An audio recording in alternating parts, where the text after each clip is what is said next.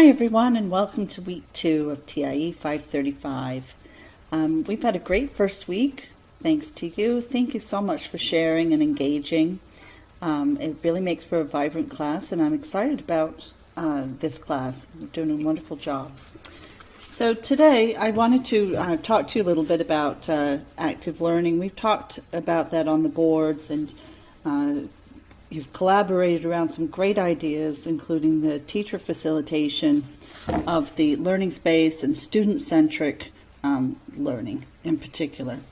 So thinking about student-centric learning spaces, these don't happen by accident. They take a lot of planning, and this is the core of what we are doing. The work we're doing in this course is instructional design of the learning activities, learning goals and assessments, but also the culture and the atmosphere of the classroom, which should be designed with intentionality. For example, how is failure viewed in your class? Perhaps implicitly you think that failure is just an opportunity to learn.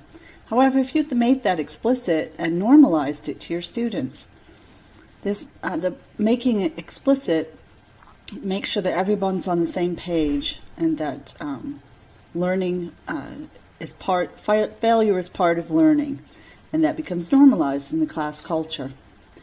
So moving on to our work for this week, I'd like you to think about, as we learn more about the ADDIE model, which has been around for a while, I want you to think about learning targets, and in the context of, what is it you really want your students to learn?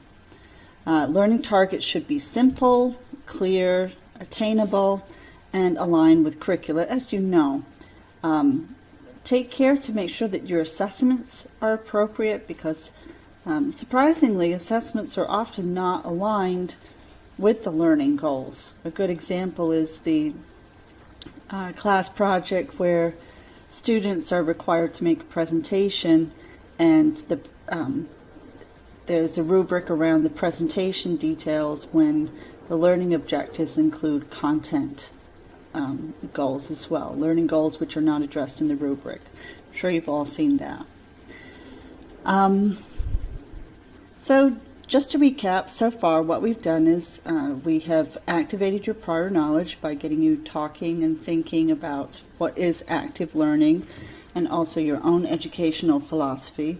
We've propagated thinking around this idea of what is active learning, and we're moving now to the idea that learning context should be designed to be effective.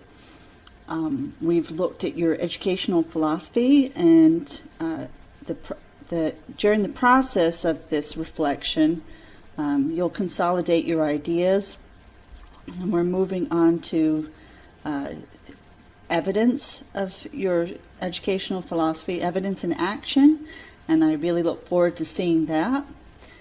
Let me see. During the coming weeks, I will share with you a resource that I really like. It's Digital Blooms, and there are various versions of Digital Blooms taxonomies. As you recall, the revised Krathwohl's revised taxonomy of learning objectives goes from is sequenced from understanding and increases in cognitive load up to creativity and creating and synthesis. So some folks have put together what that might look like with technology tools, so look for that in the resources. I have made some changes to the syllabus, and I'll be re-uploading that. And I do encourage you at this point to take a look at the benchmark assessment. As always, if you have any questions, please let me know. Anything of interest for everyone, please post on the board. If it's a personal concern, please just feel free to send me an email or call my phone number, and I'll get an email message. So I look forward to seeing you all on the boards. And one last note, As you're considering your educational philosophy, something that I find helpful that is a research-based practice is just go for a walk, enjoy your time, and that the process of diffuse thinking really helps those ideas fall into place. So have a great week.